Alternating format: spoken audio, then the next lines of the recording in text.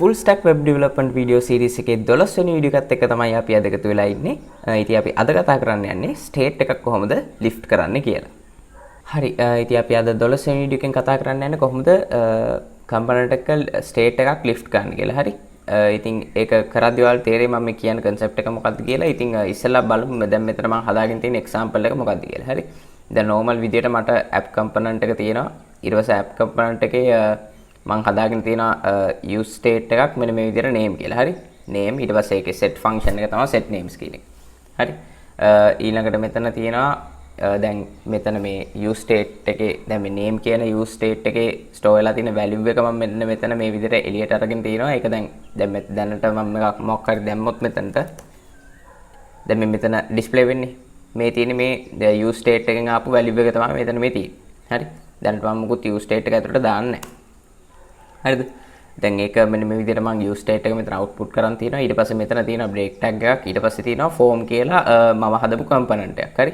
ඒ form කියන component එක තමයි මේ යටින් තියෙන text field එකකුයි change name කියලා button එකකුයි එක. දැන් අපි මේ form කියන component එකට ගිහින් බලුවොත් ඒකත් ගොඩක් simple component එකක්. මෙතන තියෙන්නේ දැන් මේක ඇතුලේ තියෙනවා state එකක් මම define කරලා username set username කියලා. හරි. ඒක මේ username කියන්නේ use state එක ඊට පස්සේ මේ තියෙන use state එකේ set function එක. හරි. ඊට පස්සේ ඒකෙත් මොකුත් තාම value එකක් store වෙලා නැහැ blank තියෙන. හරි. ඊට පස්සේ input field එකක් දාලා තියෙනවා break tag එකයි ඊට පස්සේ change name කියන button එකයි. දැන් මම මෙතන කරන්න යන්නේ දැන් අපි කලින් videos වල බැලුවා කොහොමද මේ use state හදන්නේ ඊට පස්සේ අනේ දේවල් ටික බැලුවා. ඊට පස්සේ දැන් events call කරන විදිහත් බැලුවානේ event handling කරන විදිහ. දැන් මම කරන්න යන්නේ මෙතන මම මෙතන type කරන නම මොකක් හරි නිකන් හිතන්න මම මෙතන මොකක් හරි නමක් type කරලා මෙන්න මේ change name කියන button එක click කරොත් මෙන්න මේ නම ගිහින් මෙන්න මෙතන උඩින් වැටෙන්න ඕනේ. අර මම කලින් මෙතන ඉසුරු කියලා වැටුනේ. මම කල්ලා පෙන්නුවේ අන්න ඒ වගේ මෙතන උඩින් display වෙන්න ඕනේ. ඒතකොට දැන් ඒ තියෙන්නේ අපිට පිටින් මේක දැන් වෙන්න ඕන දේ කියලා අපිට පේන දෙන්නේ. දැන් අපි මේ app එක ඇතුලෙන් බැලුවොත් ඒ වැඩේ කොහොමද වෙන්නේ කියලා. මෙතන මම මේ username නැත්නම් set user මෙන්න මේ username කියන state එක හදලා තියෙන්නේ මෙන්න මෙතන මේ input field එකේ අපි මෙන්න මෙතන type කරන නම store වෙන්න. දැන් මම මේ type කරද්දී ඒ නම අර username කියන මෙතන මේ state එකේ update වෙන්න ඕනේ. හරි. update වෙලා මෙන්න මේ change button name කියන button එක click කරපු ගමන් මෙන්න මෙතන දැන් එතකොට දැන් මෙතන අපිට අල්ලගන්න තියෙන්නේ on change කියන event handler එක. මෙතන අපිට අල්ලගන්න තියෙන button එකේදී button එක click කරද්දීනේ on click කියන event handler එක. මෙයාගේ on click කියන event handler එකේදී මෙන්න මේ username එකේ තියෙන මෙන්න මෙතන store වෙලා තියෙන value එක යන්න ඕනේ app component එකට. app component එකට ගිහින් ඒක set වෙන්න ඕනේ මෙන්න මේ name කියන user state එකේ use state එකේ. එතකොට ඔයා දන්නවනේ මෙතනට මොකක් හරි දෙයක් වැටුණ ගමන් ඒක උඩ මෙන්න මෙතන display වෙනවා කියලා. ඉතින් අර මෙන්න මෙතන store වුණ value එක username කියන use state එකේ store වුණ value එක ඇවිල්ලා මෙන්න මෙයාගේ store වුණා කියන්නේ ඒක අපිට මෙන්න මේ විදිහට මෙතන උඩින් බලා ගන්න පුළුවන්. ඉතින් ඔන්න ඔය වගේ වැඩක් තමයි අද කරන්න යන්නේ. දැන් මෙතන ඔයාලට පේන්න ඇති හොඳටම form කියන එක තියෙන්නේ app කියන component එක ඇතුලේ. හරි. මෙන්න මේ form කියන component එකේ තියෙන app කියන component එක ඇතුලේ. එතකොට අපි මෙතන කරන්නේ මේ form කියන component එක ඇතුලේ තියෙන state එකක් එළියට දෙනවා. ඒ කිව්වේ component එකට දැන් මේ app කියන component එකට දෙන්න ඕනේ අපි. දැන් කලින් අපි props pass කරනවා කියලා කරේ මොකද්ද? props pass කරනවා කියලා කරේ එළිය තිබ්බ එකක් ඇතුළට දුන්නා. හරි. හැබැයි props pass කළාම අපිට පුළුවන් මෙන්න මේ ඇතුලේ තියෙන component එක මොකක් හරි දෙයක් එළියට දෙන විදිහටත් ඔය props ටික හදා ගන්න පුළුවන් අපිට. ඉතින් අපි අද මේ state එකක් lift කරනවා කියලා ඔය කරන්න යන්නේ අන්න ඒ දේ. අපි බලමු ඉතින් අද කොහොමද මේ වැඩේ කරන්න කියලා. දැන් මුලින්ම අපි බලමු මෙන්න මේකේ type event එක දැන් අපි මෙතන මොකක් හරි type කරද්දි. එතකොට ඒ කියන්නේ මෙතන content එක අපි change කරනවානේ. අන්නේ change event එක අපිට අල්ල ගන්න පුළුවන්ද කියලා බලමු. හරි.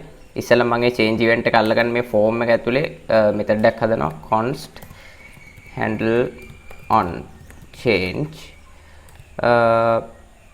handle on change. හරි. handle on change කියලා හදලා මේ විදිහට අරගෙන ඊට පස්සේ මෙතන දානවා input එකේ අපේ on change කියලා ඊට පස්සේ curly braces ඇතුලේ දානවා handle change කියලා අපේ handle එක එනවා handle on change. හරි. දැන් අපි නිකන් මෙතනට බලමු console log එකක් දාලා මෙතන මම දානවා changing කියලා. හරි. ඒක දැන් අපි මෙතන මොකක් හරි change කරද්දි මෙයාගේ console එකේ වැටෙන්න ඕනේ changing කියලා අපි වචනයක් මොකක් හරි අකුරක් type කරොත් නැත්නම් අකුරක් backspace කරොත් මොකක් හරි change එකක් කරොත් එතන අපේ console log එකේ වැටෙන්න ඕනේ changing කියලා. හරි. දැන් අපි බලමු මේ වැඩේ වෙනවද කියලා. මම මේක එකපාරක් refresh කරගන්නම්. හරි. දැන් මම මෙතන මොකක් හරි type කරොත් ඔන්න එකපාරක් වටනවා. දැන් මේ මම type කරන වතාවක් ගන්න ඒක ඔය වෙනස් වෙනවා. ඊට පස්සේ මම backspace කරන් ගියොත් ඒත් වෙනවා. හරි. කිසි අවුලක් නැහැ ඒ කියන්නේ. එහෙනම් දැන් කරන්න ඕනේ අපි දැන් changing කියන එක නෙමෙයි දැන් මෙයාගේ මෙතන මේ type වෙන value එක තමයි මෙයාගේ ඇතුළට ගන්න ඕනේ. හරි. මෙයාගේ type වෙන value එක ඇතුළට ගන්න තියෙන ලේසිම විදිය තමයි මෙයාගේ event එක ගන්න එක.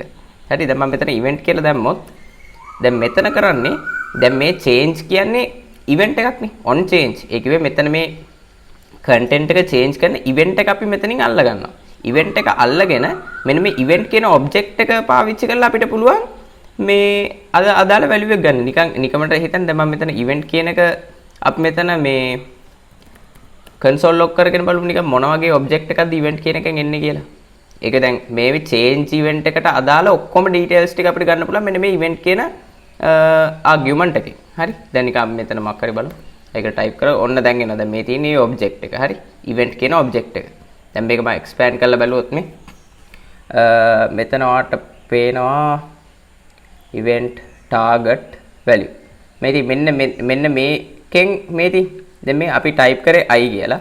ඒ value එක මෙතන තියෙනවා. අපි මෙන්න මේ event කියන object එකේ target කියන property එකේ ඇතුලේ තව එකක් තියෙනවා මෙන්න මේ value කියලා property එක. මෙන්න මේ value කියන property එක මෙතනින් අපි access කරා නම් හරි අපිට මේ මෙතන මේ තියෙන value එක ගන්න පුළුවන්. හරි. එතකොට මම කරන්නේ event එක නෙමෙයි දැන් ඕනේ event.target.value. හරි. මෙන්න මේ විදිහට access operator එක විදිහට අපිට dot operator එක use කරන්න පුළුවන්. දැන් මම මේක refresh කරලා දැන් මෙතන මම මොකක්ද type කරොත් අර දැන් අපි type කරන එක වැටෙනවා.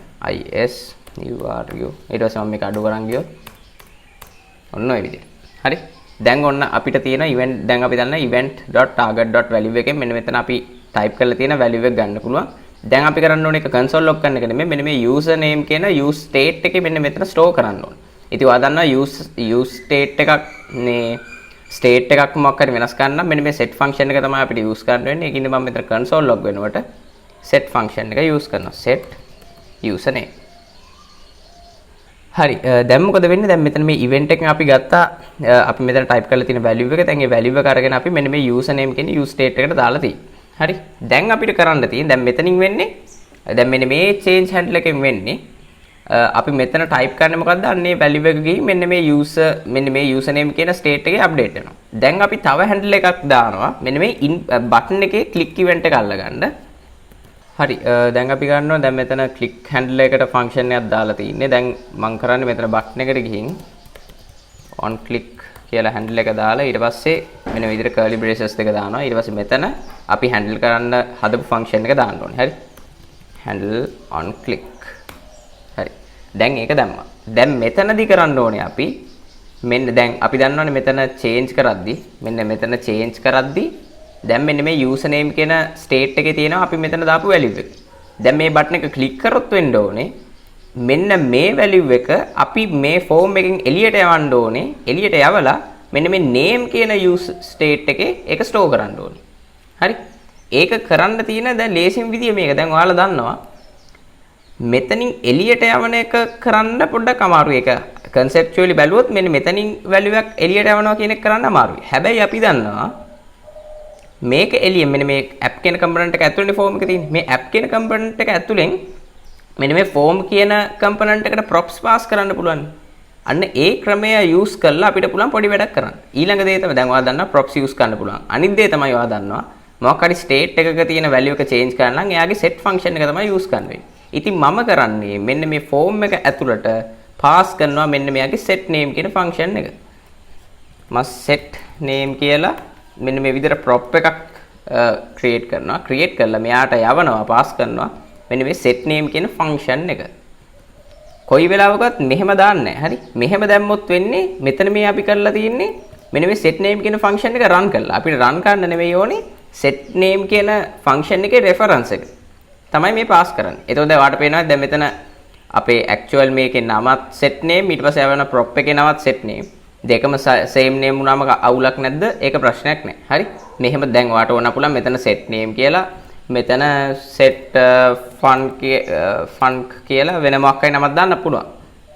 කිසි ප්‍රශ්නයක් නෑ. හැබැයි ඉතින් අර මට දැන් මම මේක set name කියලා දැම්මොත් මේ form එක ඇතුළෙත් මට එයාව set name විදියට පාවිච්චි කරන්න පුළුවන්. ඒකින්දයි මම අර for the simplicity sake මම එයාව use කරන්නේ. හරි. දැන් මම මෙතන use state නෙමෙයි sorry. use state නෙමෙයි set name නේ. මෙතන මම දානවා set name කියලා. props destructuring අපි කලින් videos වල කතා කරා කොහොමද prop එක destructure කරන්න කියලා. හරි. දැන් අපි ගාව තියෙන මෙන්න මේ set name කියන function එක. දැන් අපි කරන්න ඕනේ හරිද?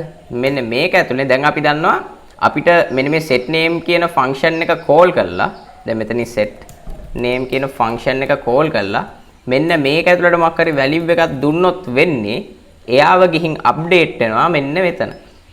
මොකද අපි මෙන්න මේ set name function එකනේ මෙන්න මේ set name function කියන prop එකෙන් pass කරේ. එයානේ දැන් මේ මෙතන ඉන්නේ. ඒ කියන්නේ අපි මෙන්න මෙතනට දෙන්න ඕන value එක මොකද්ද? මෙන්න මෙයාව. දැන් එයාව අප්ඩේට් වුණා මෙන්න මේ on change handle එකෙන්. දැන් මම එයාව copy කරලා මෙතනින් දානවා. හරි. දැන් වෙලා තියෙන්නේ මොකද්ද? අපි මුලින් එකපාරක් බලමු.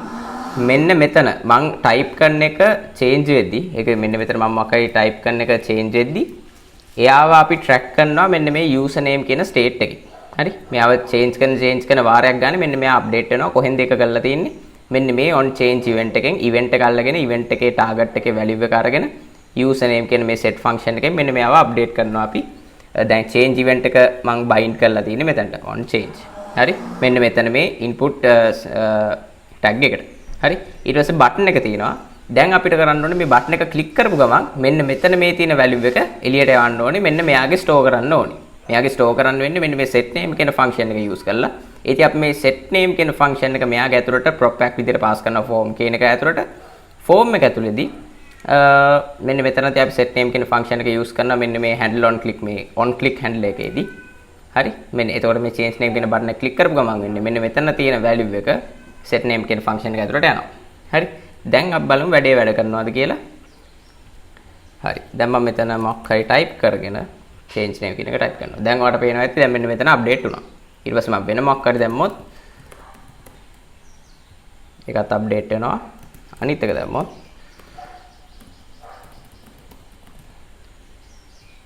හරි.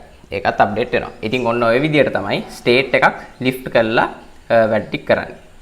හරි. ඉතින් අපි අද 12 වෙනි වීඩියෝ එකෙන් කතා කරේ කොහොමද React වලදී ස්ටේට් එකක් ලිෆ්ට් කරලා වෙන කම්පොනන්ට් එකක් ඇතුළට ඒක පාස් කරන්න කියලා. ඉතින් අද වීඩියෝ එකේ අපි කතා කරපු කන්ටෙන්ට් එක සම්බන්ධයෙන් ඔයාලට මොනවා හරි ප්‍රශ්න තියෙනවා නම් යට කමෙන්ට් සෙක්ෂන් එකේ දාන්න. ඉතින් අපි මේ වීඩියෝ සීරීස් එකේ 13 වෙනි වීඩියෝ එකත් එක්ක ඉක්මනටම හම්බ වෙමු.